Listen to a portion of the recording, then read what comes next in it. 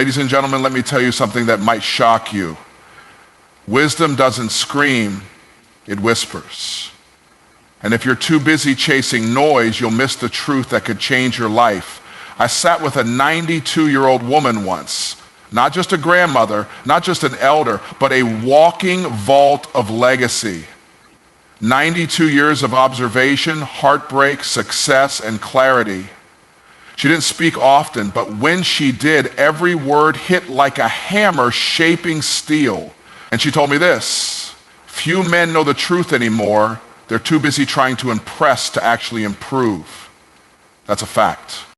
You see, most men are chasing the wrong thing. They're chasing flash over foundation. They pick partners like they pick cars, based on shine, not mileage.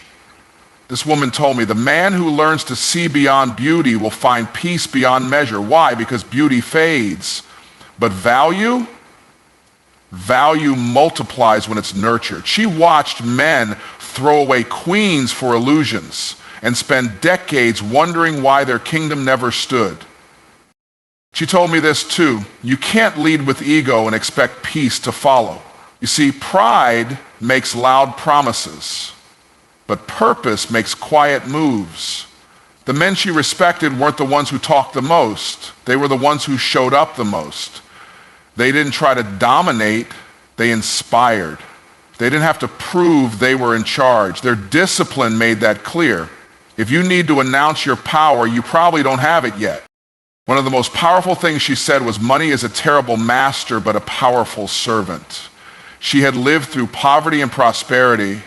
She'd seen men gain wealth and lose their families. She told me, a man who measures his worth by his bank account will never be rich enough, but a man who measures it by how many people he can bless, he's already wealthy. She watched empires rise and fall, and the constant truth was this: money amplifies who you are. It doesn't change you, it exposes you. And then she leaned in, looked me in the eye, and said something I'll never forget: a man who could control his tongue can control his future. Her husband wasn't the strongest man in town, but when he spoke, people listened. He never tore her down with his words, never embarrassed her in front of others. He built his home with kindness, not control. In today's world, men think dominance is power. It's not. Restraint is power. A gentle word in a storm is what calms it. Strength isn't proven in how loud you get. It's revealed in how steady you stay. She also said the most successful men I knew weren't the fastest, smartest, or flashiest. They were the most consistent. Let that sink in. Not the biggest dreamers, the biggest doers. The ones who didn't just say they'd do it, they did it. Every day, when it was boring, when it was hard, when no one clapped, they showed up. You want to build a legacy? Show up more than you talk. And finally, she said something so raw, so real, it nearly brought me to tears. I stayed married for 63 years, not because it was easy, but because we never quit at the same time. That's real love. Not Instagram captions, not emotional highs. Loyalty in action. Holding the line when it's uncomfortable. Choosing to fight for what matters instead of looking for the exit every time things get hard. Gentlemen, this isn't just advice. This is a blueprint, a legacy, a warning, and an invitation. That's a fact. Few men know this, but if you learn it now, not at 92, you just might build something that lasts forever. You want to know one of the most costly mistakes a man can make? Choosing vanity over value. And most do it every single day without even realizing it. They're out here chasing approval, chasing likes, chasing women, chasing status. And all the while, the things that actually build peace, legacy, and meaning are sitting right in front of them, untouched. That 92-year-old woman told me, I watched men pass up solid women for the loud ones. I watched them walk away from stable opportunities because they weren't shiny enough. And I watched most of them circle back years later full of regret. She said the problem isn't that men don't have choices. It's that they don't value the right ones. Think about it. When you value how something looks over how it works, you're gambling your future on a fantasy. You see a woman and she's stunning, she lights up a room, but does she build or does she drain? Is she rooted in character or just decorated in charm? The same goes for how men pick careers, friendships, mentors. They chase what glitters, then wonder why it all turns to dust in their hands. Here's the truth. Gold isn't shiny when it's underground. Diamonds look like rocks before they're cut. Value doesn't always walk in with a spotlight. Sometimes it whispers, sometimes it waits, and only the wise pay attention long enough to recognize it. That elderly woman told me her husband wasn't flashy. He didn't drive the nicest car. He didn't have a six-pack or a social media following, but he had integrity, he had consistency, and he had wisdom. And that's what made him rich. She said he made me feel safe. He made me feel chosen. And every year we were together, my value increased. Because I married a man who knew how to multiply, not just impress. A man who chases vanity is constantly empty. He's performing, he's pretending, he's peacocking. But a man who chases value, that man becomes dangerous in the best way. Because he's not fooled by the surface. He's looking at foundation. He's not just asking, how does this look today? He's asking, will this still be standing in 10 years? So if you're listening to this thinking, man, maybe I've been picking the wrong things, good. That's called awakening. Don't waste another year flexing for people who wouldn't show up for you in a storm. Start choosing things that won't disappear when the applause dies. Build with value, not vanity. That's how you win. That's how you last. That's how you lead. Let me tell you something that most men don't figure out until it's too late. Pride is loud, but purpose is lethal. Pride puffs you up, but purpose builds you up. And there's a massive difference between a man who's driven by ego and one who's led by mission. That 92-year-old woman looked me dead in the eye and said, I watched men destroy their families, lose their fortunes, and bury their peace, all because they needed to be right more than they needed to be wise. You see, pride makes you think you've arrived, even when you're lost. It'll have you fighting battles that don't matter, proving points no one asked for, and burning bridges just to feel tall. Pride wants to be seen. Purpose wants to serve. Pride wants credit. Purpose wants change. And here's the thing. Pride will always cost you more than it gives. She told me her husband never raised his voice to prove he was in charge. He didn't have to walk into a room and demand respect. He commanded it just by how he carried himself. There's a quiet confidence that comes from purpose. When a man knows why he's doing something, who he's doing it for, and what he's willing to sacrifice to get there, that man becomes unstoppable. But pride gets offended, pride compares, pride competes with people who aren't even in the same race. That's how you lose your focus, your edge, and eventually your destiny. The world tells men to be alpha, to dominate, to never back down. But real leadership isn't about dominating people. It's about developing them. It's about being the man who can take a hit without throwing a tantrum. It's about being so grounded in who you are that you don't need applause to feel valuable. Purpose is patient. Purpose plays the long game. Purpose makes you wake up early, show up when you're tired, love when it's inconvenient, and lead when it's lonely. Purpose says, I don't need you to see me now. I'll let the fruit speak for itself later. She said, my husband led our family with his decisions, not his dominance. And I never felt afraid to follow him because he never made it about himself. That's the kind of leadership men need to return to. Not chest pounding, not attention seeking, just focused, principled, unwavering purpose. So ask yourself, are you trying to look powerful or be powerful? Because one is temporary, the other is legacy. Let's clear something up right now. Wealth is not the goal. Impact is. Wealth is not the prize, it's the provision for purpose. That 92-year-old woman looked around at this modern world full of men flexing designer belts and leased cars, and she said something that stopped me cold. They've got all this stuff, but they don't own anything that matters. She wasn't impressed by status. She'd lived through times when money came and went, war, recession, struggle, rebuilding. She saw the truth firsthand. Money reveals more about your character than your bank account ever will. She told me money only magnifies who you already are. If you're selfish without it, you'll be dangerous with it. If you're generous without it, you'll be unstoppable with it. You see, a lot of men chase money like it's a finish line, but money is not the destination, it's just a vehicle. The real question is, where are you driving it? Because if you're not going somewhere meaningful, you'll crash every time. That's why you see rich men depressed, wealthy men divorced, high-income earners with no peace. They were so busy collecting trophies, they forgot to build a legacy.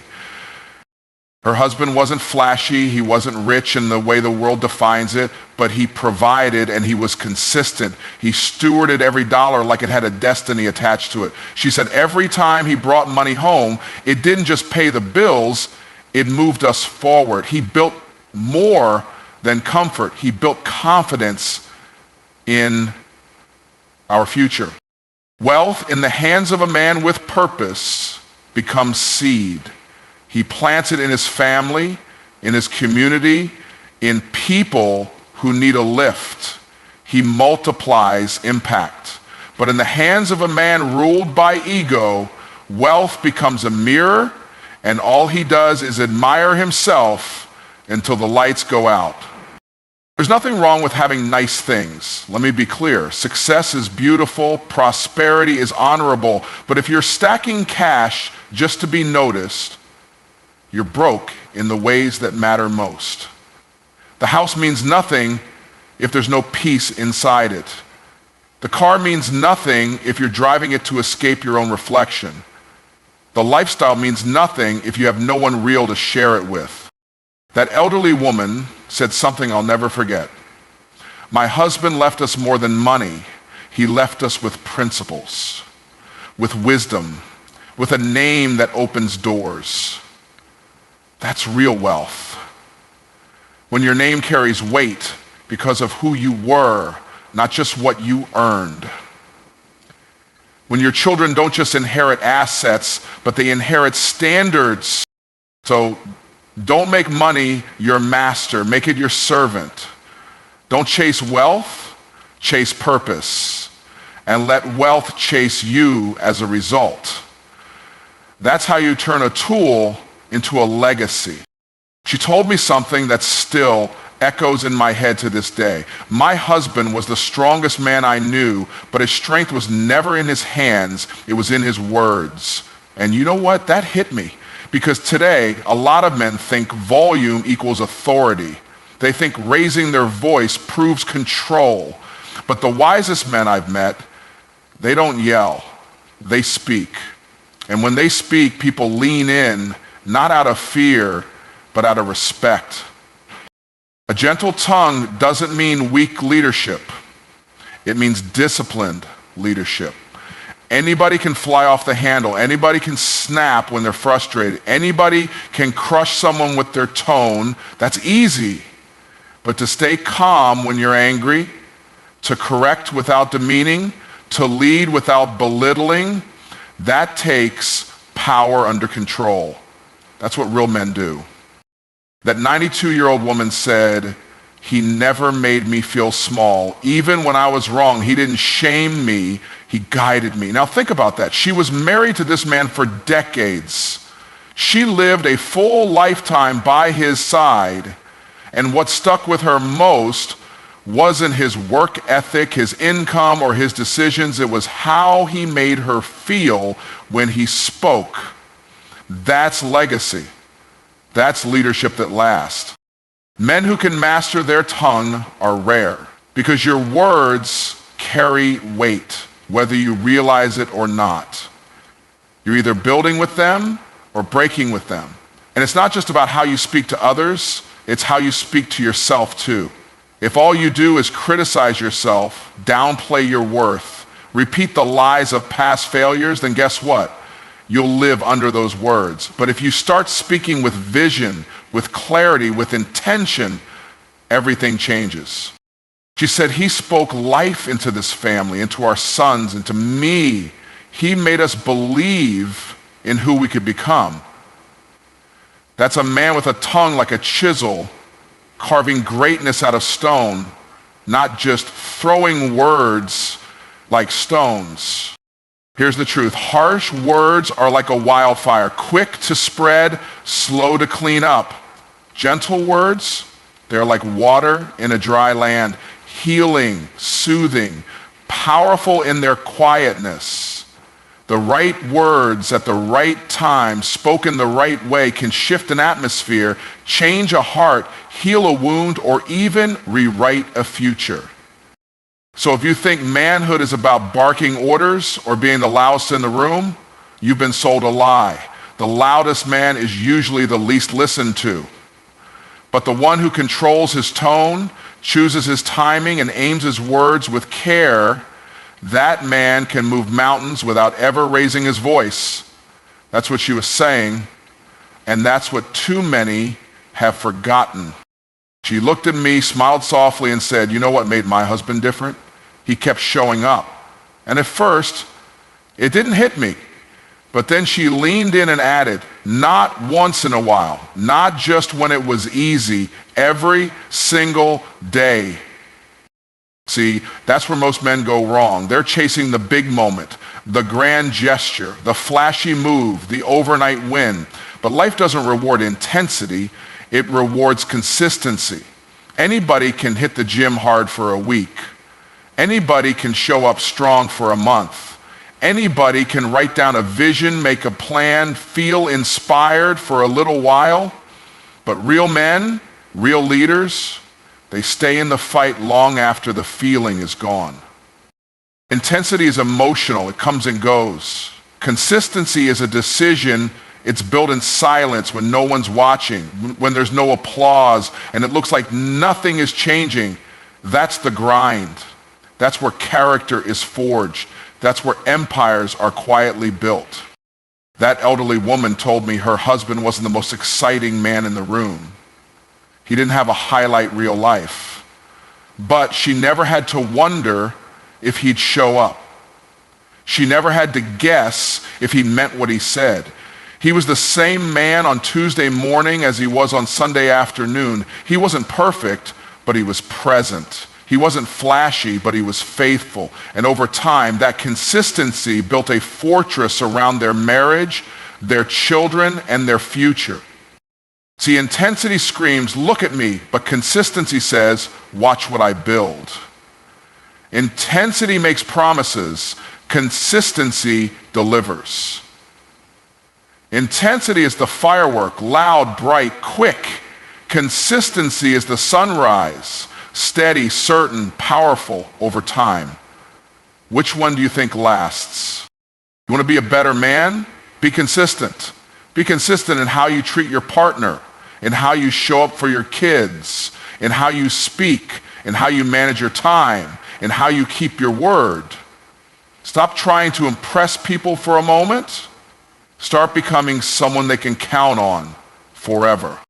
She told me there were days he didn't say much, but he never disappeared. He never shut down. He never walked away when it got hard. He kept plowing the field even when the harvest looked far off. And guess what? The harvest always came. So stop overvaluing hype and undervaluing habits. The man who wins is not the one who burns the brightest. It's the one who never stops burning at all.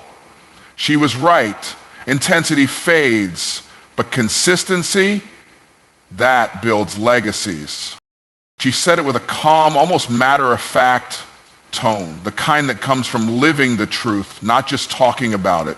Love isn't a feeling, baby. It's loyalty in action. And when she said it, everything in me paused, because that right there, that's the part they don't tell you.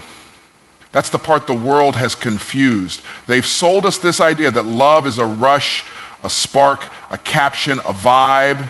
But she lived through nearly 7 decades with one man, and what she learned was this: feelings fade, loyalty doesn't. She said, there were days I didn't feel butterflies. There were seasons we didn't even like each other, but we never quit at the same time, and that's why we made it.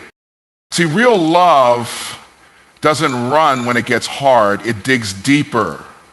It doesn't abandon ship when the waters get rough. It learns how to row harder. Real love is shown in the moments nobody sees: the sacrifice, the forgiveness, the staying when leaving would be easier. And let me tell you, that kind of love, it's not about flowers and dinners. It's about showing up every single day. She told me, I watched men fall out of love because they thought love was supposed to feel like the first week forever. And that's the lie most people believe, that if it stops feeling exciting, it's not love anymore. No, that just means it's real now. That means it's deeper than emotion. That means it's time to build something. Love, the kind that lasts, is a choice, a repeated decision to keep choosing that person even when it's not convenient, even when they're wrong, even when you're tired. It's in how you protect them with your words when they're not in the room. It's in how you make space for their growth instead of demanding their perfection. It's in the late night talks, the compromise, the fights you work through, not walk away from. She said her husband wasn't a perfect man, but he was a present man. When things got tough, he leaned in. When she was sick, he carried the weight. When they didn't agree, he listened. He didn't just love her when it was easy. He loved her especially when it wasn't. That's the part that gets lost today. Too many people think love is proven in how much passion you can show in a moment. But real love is proven in how well you can hold someone through their process. It's how you weather the storm, not just how you enjoy the sunshine. So when she said love is loyalty in action, what she meant was, it's not about saying I love you. It's about backing it up when it costs you something. It's about being dependable, not just romantic.